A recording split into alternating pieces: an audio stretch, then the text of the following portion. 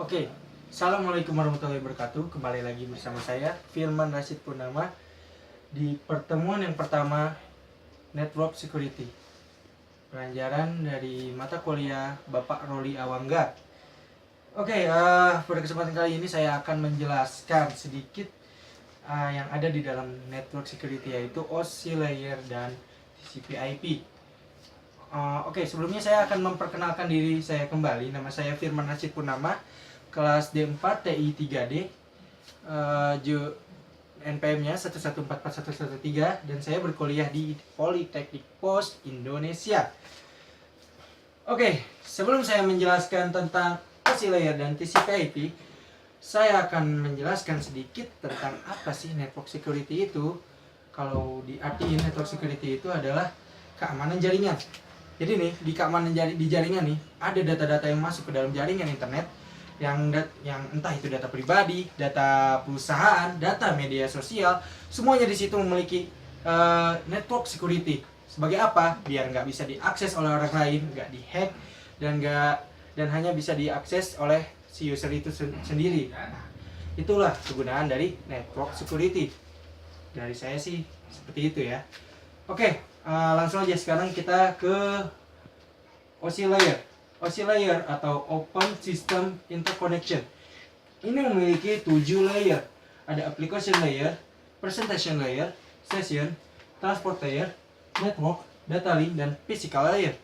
Yang perlu teman-teman ketahui nih, OSI Layer ini berguna cuman sebagai pembelajaran aja, media pembelajaran. Kenapa? Karena konteksnya mereka terlalu ideal.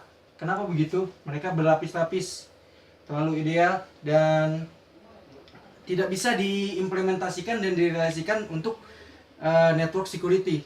Makanya OSI Layer itu cuma dipakai sebagai media pembelajaran. Berbeda dengan TCP/IP. TCP/IP ini memiliki 4 layer arsitekturnya, yaitu application layer, transport layer, IP layer, dan network access. Di mana application layer ini sudah mencangkup dari 3 fungsi di OSI Layer, yaitu layer application, presentation, dan session. Dan transport ini sama fungsinya dengan transport layer di OSI Layer. Sementara IP sama fungsinya udah mencangkup dari network layer dan data link layer, serta network access ini sudah sama dengan physical layer. Nah, bedanya TCP/IP ini tidak dilengkapi dengan modul keamanan, sehingga rentan dimasuki keamanan jaringannya tuh gampang. Jadi yang perlu kalian teman-teman ketahui itu. Jadi para pengembang itu, para engineer itu, mereka tuh berlomba-lomba merekayasa keamanan jaringannya di TCP/IP ini. Karena apa? Karena keamanannya itu lemah. Dan misalkan ya, dari mereka berkomunikasi dari jaringan-jaringan, contohnya misalkan dari port, dari tiap-tiap portnya itu TCP 80 misalkan, terus FTP 21 misalkan, ada MySQL, dan nah ini nih nanti mereka berhubungan dengan ini nih, dengan alamat ini. Nah, dan jaringan ini berkomunikasi, fisiknya itu berupa hardware yang memiliki alamat yang disebut MAC address. Nah, mereka akan saling berkomunikasi lewat MAC address ini. Nah, oke. Itu ya penjelasan kecil yang saya bisa jelasin dari OSI Layer dan TCP/IP. Jadi kesimpulannya apa?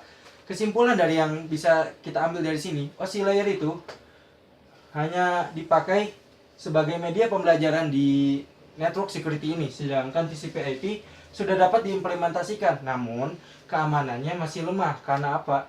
Karena itu para engineer itu berlomba-lomba merekayasa keamanan jaringan di TCP/IP ini. Nah, mungkin sedikit ya yang bisa saya jelasin soal OSI Layer dan TCP/IP. Kalau teman-teman mau lebih jelas, tahu lebih jelas tentang network security, OSI Layer, dan TCP/IP, lihat aja ke blog saya ya, rashidfirman21.blogspot.id. Dan jangan lupa like video saya dan subscribe Oke, itu aja mungkin presentasi yang bisa saya kasih. Terima kasih. Assalamualaikum dan sampai jumpa.